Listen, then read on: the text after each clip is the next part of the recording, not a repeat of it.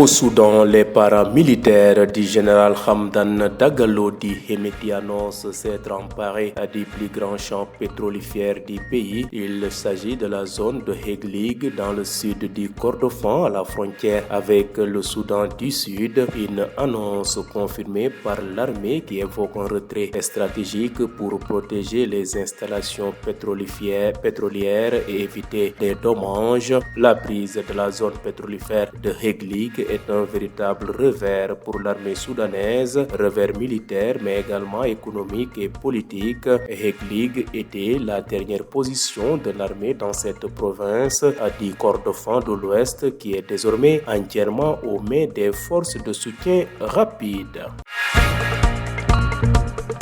Restons toujours en Afrique du Nord. La Cour pénale internationale CPI a condamné ce mardi 9 décembre 2025 le chef de milice soudanais Ali Mohamed Ali Abdel Rahman à 20 ans d'emprisonnement pour des crimes de guerre et crimes contre l'humanité commis il y a 20 ans dans la région du Darfour, également connu sous le nom de guerre d'Ali Kosheib. Il a été reconnu coupable en octobre dernier de multiples crimes dont viol, meurtre et actes de torture perpétrés durant la guerre civile au Darfour entre 2003 et 2004. Pour Ali Mohamed Abdel Rahman, qui s'est rendu de son propre chef en 2020 à la CPI, était un haut responsable de la milice soudanaise des Janjaweeds et a activement participé à la commission des crimes, a conclu le tribunal.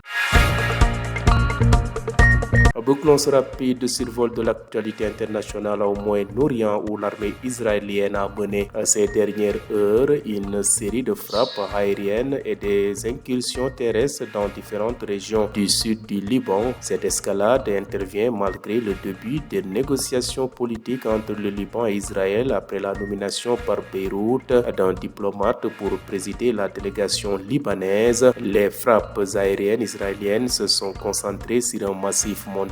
au nord du fleuve Litani, pas loin de la ville de Saïda. Les puissantes déflagrations ont d'ailleurs résonné dans cette cité portuaire située à 45 km au sud de Beyrouth. À rappeler que les frappes surviennent également 10 jours avant la reprise des négociations politiques directes entre le Liban et l'État hébreu. Une première session de discussion directe a eu lieu le 4 décembre et le président libanais Joseph Aoun a annoncé de prochaines discussions à partir du 19 décembre. ca réewum Soudan paramilitaire yi nga xam ne kii di général Hamdan Dagalo ñu koy dakkantale Hameti moo leen yilif daal dinañ xam ne de daal dinañu teg loxo ab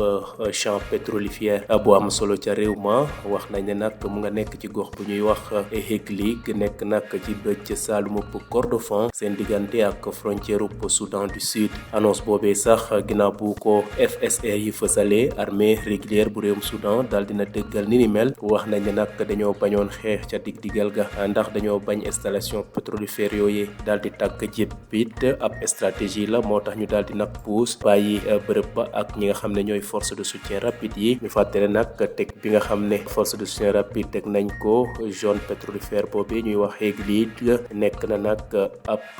jéego bu am solo ci la nga xam ne mooy seen xeex seen diggante ak armée régulière waaye it jëm ci wàllu économie jëm ci wàllu politique ak li nga xam ne moo jëm ci au fait d'armes militaires. Heglig nag nekkoon na nag ab position boo xam ne armée soudanaise moo ko tegoon loxo ca fa nga xam ne mooy province bu Kordofan Ouest. jamono yi nag ñi nga xam ne ñooy force de soutien rapide de général Hamdan Dagalo Hemeti daal di leen jiite ñoom ñoo teg bërëb boobee nga xam ne dañ fay exploiter le pétrole ñoom ñoo ko teg loxo jamono yi. des ba léegi ci groupe Soudan boobee cour pénale internationale di CPI daal dina daan lu tollook ñaar fukki at tey jii ci bésub talaata gi yemook juróom-ñeenti fan ci décembre ci atum 2025 ki nga xam ne nag ab chef milicien la soudanais la mu ngay wuyoo ci turu Ali Mohamed Ali Abdel Rahman ñaar fukki at d'emprisonnement lañ ko daan ndax dañoo gis ne de dafa def crime jëmale ci ab doomu aadama ci xeex bi nga xam ne mu nga amee woon ca région bu Darfour te boobu ak léegi tollu ci ñaar ñaar fukki at wax nañ ne moom moomee di Ali Mohamed moomee ñu koy takkantale sax ci turu geeram bi di Ali Kocheb wax nañ ne daal ci weeru octobre yi lañu ko daal di wax ne daal moo daal di def ni ni mel jëm ci wàllub faat doomu aadama wàllub viol ak wàllub toroxal nit te defoon ko ci guerrub Darfour bi nga xam ne guerre civile la woon amee woon ci atum 2003 jàpp 2004 moom sax di Ali Mohamed Ali Abdelrahman moomee bañ ko doon wut dañ ko doon wut rek moom moo daal di jël tànk boppam dem nag jébbal boppam waa CPI ci atum 2020 ginnaaw mu ñu doon nag amal li nga xam ne moo jëm ci wàllub commission crime yooyee moom nag bokkoon ñi doon seede moom nag chef la woon ci milice soudanaise bu ñuy wax les Janjaweed jamono yi nag tribunal daal dëggal na ne daan nañ ko lu tollook ñaar fukki at. jeexalee xibaaru bitim réew yi ca fa nga xam ne mooy groupe Moyen-Orient armée israélienne daal di la xam ne nag ci waxtu yi weesu amal nañ nag ay bombardement ca fa nga xam ne moom mooy région sud bu Liban gis ne nag ni ni mel mu ngi am rek ginnaaw bu président bu réewum Liban daal di fale ab diplomate ngir ñu amal négociation seen diggante ak Israël bombardement yooyu de ñu ngi ko def ci ab montagne ya nga xam ne ñoo nekk ca bëj gannaarub fleuve bu ñuy wax Litani te soriwul dara ville bu ñuy wax Ceuta ca Liban wax nañ ne nag ginnaaw bu ñu amalee bombardement ya la nga xam ne mooy yëngutub suuf sa nag jot nañ ko dégg ci sox yooyee lu tollook 4 kilomètres fa nga xam ne mooy bëccëg saalumub Beyrouth ñu fàtte nag bombardement yooyee Israël ñu ngi ko amal fukki fan rek ginnaaw bu ñu waxee ne dinañu amal li jëm ci wàllub négociation politique ak réewum Israël ñu gis ne nag waxtaan ya njëkk ya amoon na ci 4 fan ci weeru décembre gi weesu président bu réewum Liban di Joseph Aoun wax na nag dinañu amal yeneen waxtaan jëmale ci wàllu jàmm ak rëddaat frontières yi ak réewum Israël ci fukki fan ak juróom-ñeent ci weeru décembre gi di ñëw.